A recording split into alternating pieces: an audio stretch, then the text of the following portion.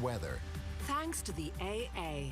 For great value home insurance, go online to the aa.ie.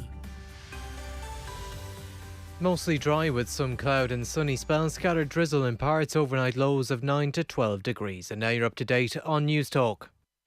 The Newsround on Off the Ball. With Gillette, we don't just play the game, we change it. Gillette, made of what matters. This is News Talk.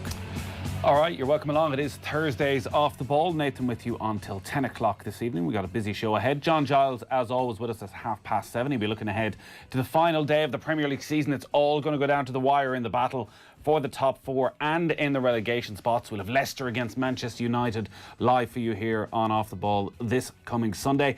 Then after 8, David Walsh, one of the main men behind the fall of Lance Armstrong, is back with his latest book. This one all about the rushing doping scandal and the Stepanovas, the couple who really brought down and exposed fully the state-sponsored doping regime that was in place in Russia. So he'll join us after 8 o'clock to talk about that. Andy Lee has a new series as well. He's talking to Mickey Rourke in his first episode, so we'll bring you some of that between 8 and 9. And on the football show, we'll reflect on the Premier League season so far and talk about a dramatic final night in the Championship where Nottingham Forest somehow managed to miss out on the playoffs.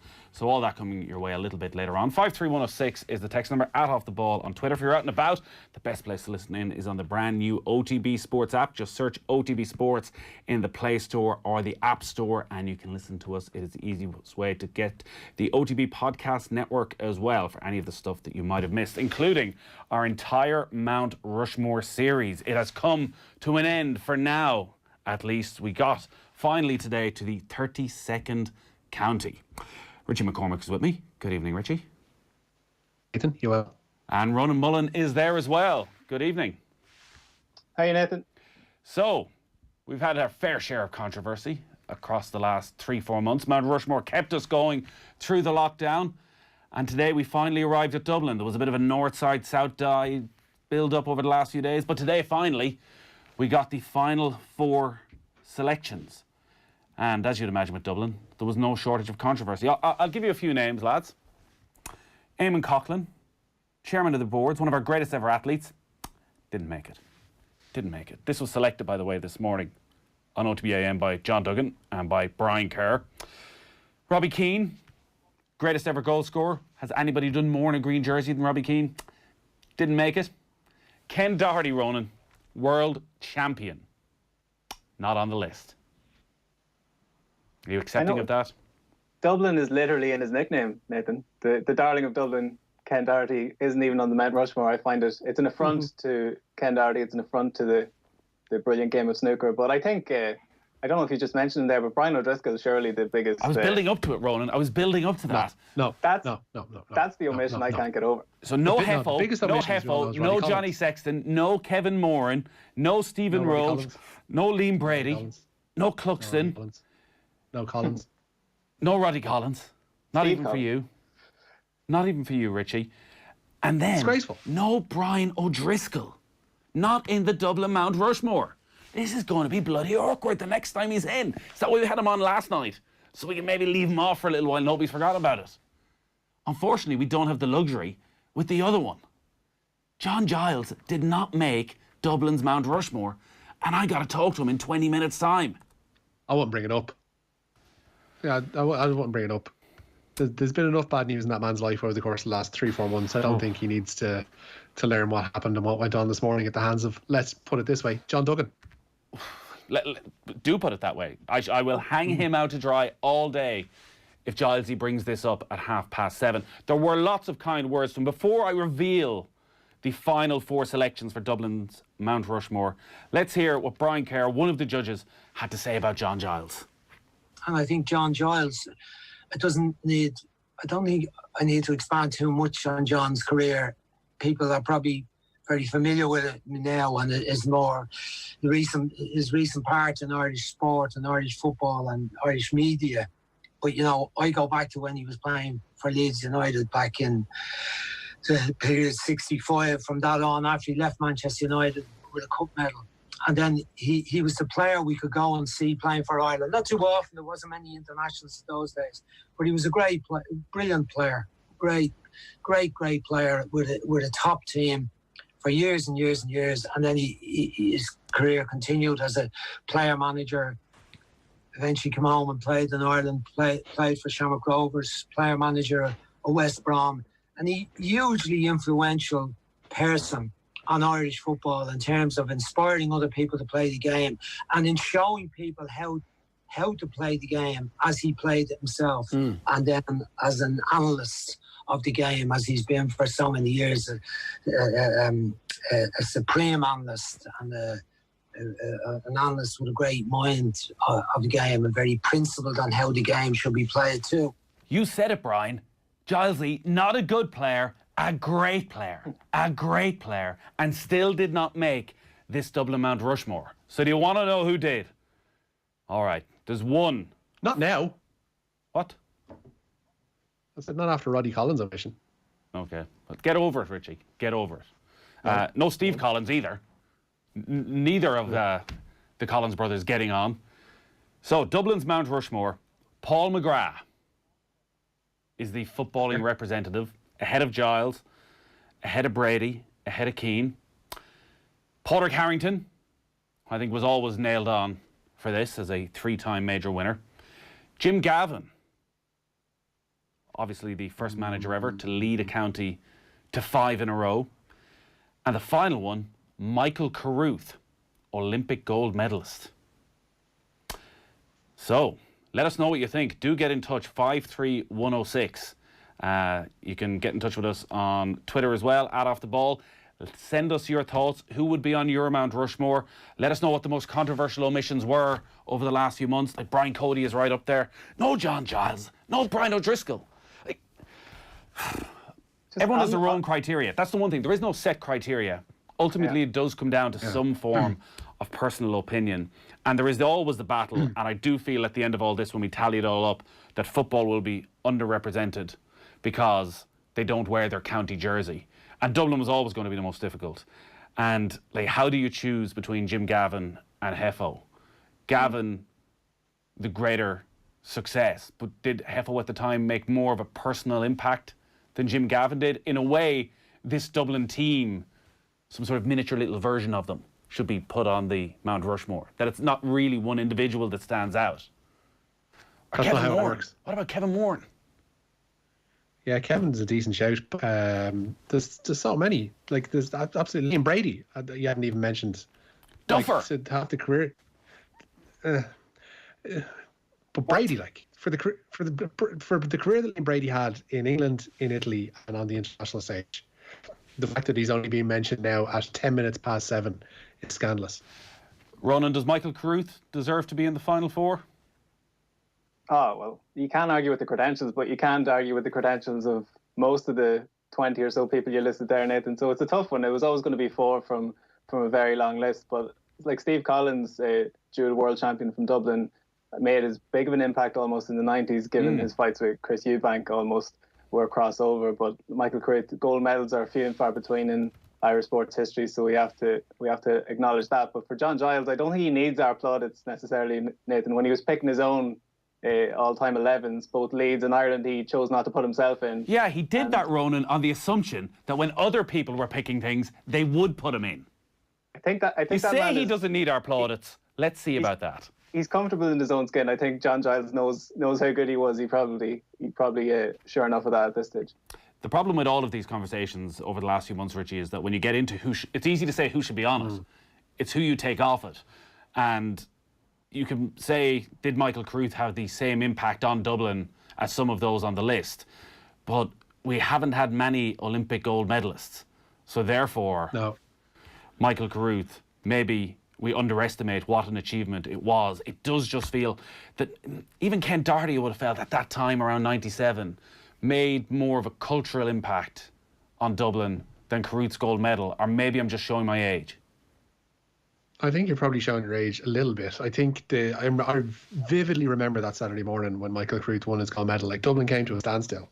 There was, like, you only have to look at the RTE footage from the day. They go back and show the Vox Pops, the footage from his house, like all of this stuff. Like, the Carruth thing it's hard to figure now what 28 years removed from those Barcelona Olympics, how big that was at the time, and the groundwork that it laid for the subsequent successes of the Irish boxing team.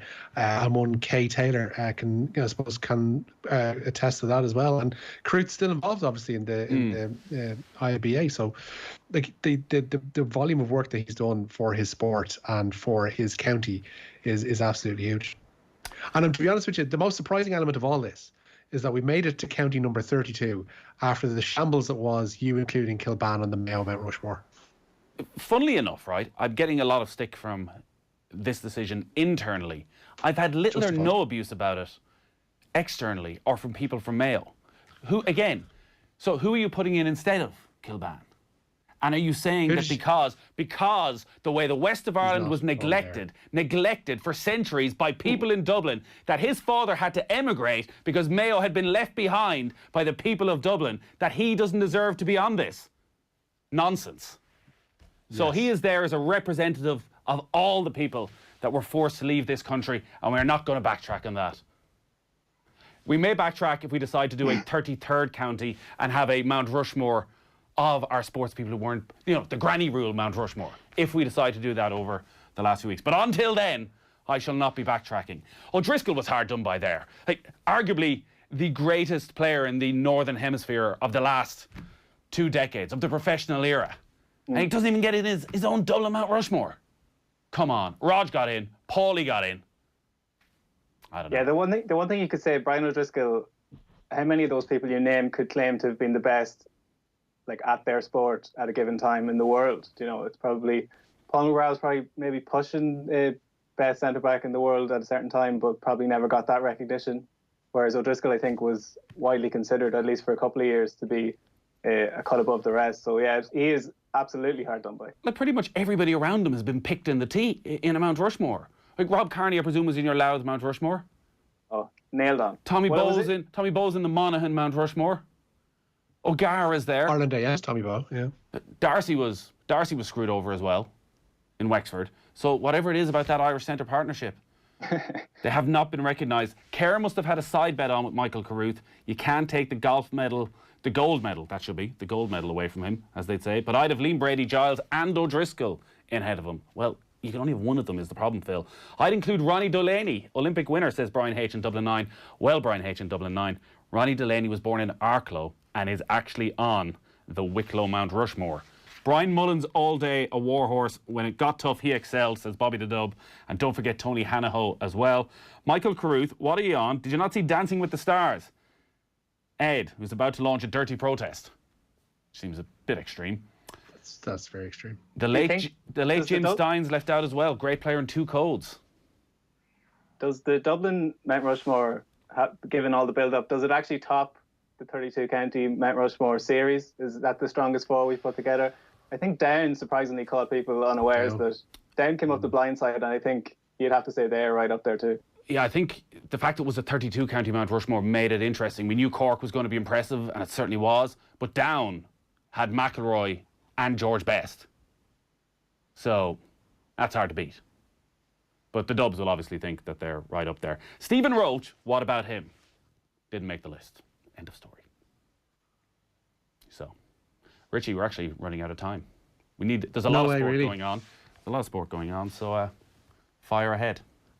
Yeah, Liverpool say they're disappointed with the scenes outside Anfield last night. 9 people were arrested as crowds gathered outside the stadium to celebrate their team lifting the Premier League trophy. Fans had been asked to stay away and watch the ceremony at home to help protect against COVID-19. Merseyside police say the 9 arrests were for affray, assault, people who were drunk and disorderly, and also for drunk driving. But speaking after last night's celebrations, Klopp said there is still plenty of room for improvement from his champion squad. Exactly. So each player who played now, the majority of the games can improve. That's how it is. That's the age group they are in, making better decisions, being clearer in whatever they do, being defensively better than everybody. But then there are other players that didn't play that much, for example. Naby is a good example for that. Curtis Jones is a good example of that. We don't want to make it too big, but he looks like kind of ready. So as well. So means But we have space and we have potential for improvement, and we will work on it. Obviously, not tonight anymore, but from whenever on. So now we have to have a party, then we have to recover, then we play Newcastle, and now we have 96 points. It would obviously be really nice if we could get 99. But it will be difficult. But who cares? It was tonight very difficult because Chelsea was so good, and the boys did it anyway. It seems as if it was an impossible job to keep supporters away from the stadium last night. At least they didn't do a Leeds on it, which was, don't come to the stadium, do not come to Elland Road, because there'll be nothing to see. Nothing to see. And then Leeds went, oh, you've all turned up, screw it, let's get that open top bus out, we're going to go for this. And then somehow tried to claim that they felt this was the best way of getting rid of the crowd, giving them something to see, and then they just go home happy. It was all very strange. It's not like we're in the middle of a global pandemic. You can kind of, until you game theory that logic out a little bit, it kind of falls down. But when you read it the first time, you're like, oh, that makes sense. A bit of a crescendo for the event and everyone can leave. But then you've just sort of reignited the enthusiasm. That's the only problem. Then the people are going to start enjoying themselves all over again. But like Leeds and like Liverpool, given that it's been so long and like there was obviously some very unseemly stuff that happened in Liverpool, but the fact that the fans were gathering, you can't really blame them in one sense. Like it's... they've been denied so long, and to actually stay indoors on their best behaviour would have been slightly weird. They probably could have organised it a little bit better, but in terms of in the stadium, and the visuals were amazing, given that it was an empty stadium, that was probably as good a show as they could have put on. Like there were some enduring images from it, and the game itself obviously was a nice way to cap stuff off. The news round tonight, as always, with thanks to Gillette. We don't just play the game, we change it. Gillette, made of what matters. Why would you pick a sports person that plays a sport that's only played on this island? There are Irish sports people that are recognised internationally. Nobody outside of Ireland knows GAA players. Well, we're not picking this Mount Rushmore for people outside of Ireland. It's been picked by Irish people for Irish people. And I think that has been the difficult balance throughout this, Richie, of international success against the local hero. And we've spoken about this a bit, that the players that you see week in, week out wearing, if it's the green and red of Mayo or whatever county colours, you just associate them maybe that bit more, unfortunately, than some of the footballers who've gone away, who arguably, if they'd stayed, would have walked onto a Mount Rushmore as a hurler or a footballer, and end up being punished in our minds for some reason because of that. Not really. I mean, it's just whatever takes hold and whatever, captures the imagination of the people in their respective counties. I mean, it'd be exceptionally weird if you had a bunch of footballers in over hurlers in Kilkenny, because ultimately, like, who would, it bears it out, who gives a monkeys about football in Kilkenny? Like, hurling is the thing in that particular county. Football is pretty much the thing in Mayo and the likes of Kerry. So those sports' popularity and the joy that the successes within those sports bring their local people are only going to be, I suppose, reflected in the faces that are chiseled on the imaginary rock of the imaginary mushroors that hasn't been imaginary taken away from the local natives. Thursday night plug time, Richie. Golf Weekly is out right now. Jesus. Last week we had 8-time major winner Tom Watson. The week before that we had 3-time major winner Padraig Harrington for 2 hours. This week we decided the listeners, what they really need is more of us. More of us. So we had no guest at all. We just went with the 4 of us. It's up right now. But as you'll know, Richie, and any golf fans listening will know, they've been itching to get out and play over the last few months. You could just do what our producer JP does, which is go out in the morning, turn up for work a little bit late, and just have a thoroughly nice time once the weather's nice. That's okay as well, it seems, in this particular workplace. Anyways, for the rest of you, luckily, Fairways and Fun Days have put together some brilliant golf staycation deals in conjunction with their golf and hotel partners that suit all budgets and requirements. These packages include 2 nights at a 4-star hotel, delicious breakfast each morning, 3 rounds of golf at some of Ireland's best golf courses, a sumptuous 4-course meal on an evening of your choice, a welcome drink on arrival, as well as a prize pack for your stay. You can check out all these great packages at fairwaysandfundays.com, and they've also given us some brilliant prizes to give away each night this week. Tonight, you could win yourself a 4-ball at Esker Hills Golf Club. You never know who you'd run into down there. And you get yourself a €100 Fairways and Fun Days Ireland Golf Staycation voucher. To be in a chance of winning, just identify our mystery voice who says it's easy to see what sets Adrian Barry apart from the rest of the off-the-ball team. He fell out of bed with charisma. Give it us one more time. He fell out of bed with charisma. Yes. I got there in the end. Loves an old press up. Text your name and answer to 53106 for 30 cent, and we call you back right after the show. Some John Delaney news, Richie. Yeah, former FAI CEO Delaney has rejected claims by the Office of the Director of Corporate Enforcement that he's engaging in conduct that would paralyse the corporate watchdog's investigative powers. He's concerned that his rights may be infringed if he and his lawyers are not given enough time to inspect the documentation involved and the amount of time allotted to examine the files involved in the process. Delaney is now living in what he calls a modest shared 2-bedroom apartment in London, where he is working for a startup. All right, more on that story, I'm sure, over the coming days and weeks. Chris Hughton looks set to be getting back into football. Yeah, after a year away, Chris Hughton in talks to become the new manager of Bristol City. The former Republic of Ireland defender has been out of work since his sacking by Brighton in May of last year. It's believed Hughton has already agreed a deal to take up the role at Ashton Gate, left vacant by the sacking of Lee Johnson recently. The Ronans finished 12th in the Championship this season. Giles for McGrath. Other than that, the selections are justified. McGrath wouldn't lace Giles' boots. End of story. Giles was as classy as McGrath, and his international and club career was far superior, says Deco D in Ballina. Like, John Giles could be listening on the line right now, so I can't really make an argument against this. They're both equally beloved, I guess. And people have so much time for McGrath, I guess, is the reason that he has ended up on this, and that Brian Kerr, I think, certainly had a certain affinity from as well, and it does come down to one or two opinions. Like, it was trying to choose between Paul McGrath and John Giles. Like, come on. Richie, choose between them. I'm going to choose John because he might be listening. Good idea. Keep those texts coming into 53106. Just by the way, I mentioned that we got Mickey Rourke.